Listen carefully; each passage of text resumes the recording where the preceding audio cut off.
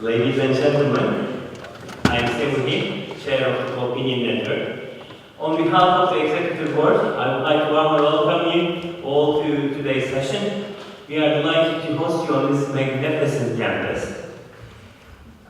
I am here to introduce to you my mentor, an exceptional intellectual of our time, a source of inspiration for his students, Mr. Mevlut. Well, it's extremely difficult and at the same time great honor for me to make this introduction because I am his student. He is the president of the Global Relations Forum and I was part of their program called Young Scholar. This is basically a program in which university students from various disciplines, engineering, social sciences, discuss contemporary global issues, okay? So in this setting, you cannot resort to the jargon of your discipline. You have to make each one of your fellows understand what you try to explain. And by designing and presiding in this program, he showed us how we need to scratch the surface, have an insight into the real essence of the conceptions that we use. And I think he owes this ability to his, well, I can say unorthodox educational background. I'm not going to summarize his biography, you already have one, but let me encapsulate this. He pursued double major program in electrical engineering and economics at, wait for it, MIT. He completed his master's in finance at, wait for it, LSE. And he earned his juris degree at Columbia University, New York. Well, this is not the conventional career path imposed and standardized by our society, right? You don't see any departmentalization in this CV. Because I know that he believes in the significance of simply getting bored, okay? You always need to look for new challenges ahead, and you should learn not to confine yourself. That's the first lesson that I learned from his life. And secondly, before I met him in person, I was too much occupied with local national agenda, too much immersed in this Turkish context, you know.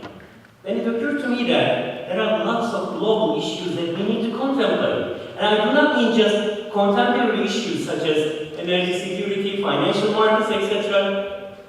Can you imagine a American who can ask you to think how our social conventions such as private property, war, market will change in 200 years. 200 years. Mr. Karabulut can, it's like that. Thirdly, again, before I met him in person, I was thinking that the institutions were entities designed to hinder socio-political changes in a society. I had very skeptical view of the role of the institutions for societal change. Then I realized how institutions such as law and academies can serve as anchors for our societies. We have been getting through tremendously turbulent periods, and these two institutions can help us find our way in the long run. In addition, when you bring together people like this one, when you establish something, you also begin with the creation of an institutional culture.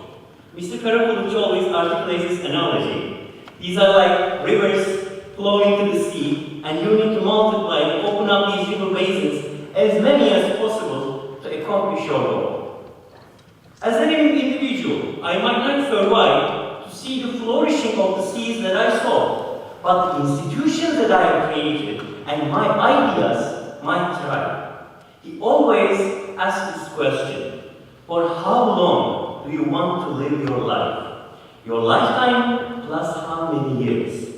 Socrates is still alive. His lifetime plus 2,500 years. For how long will you survive?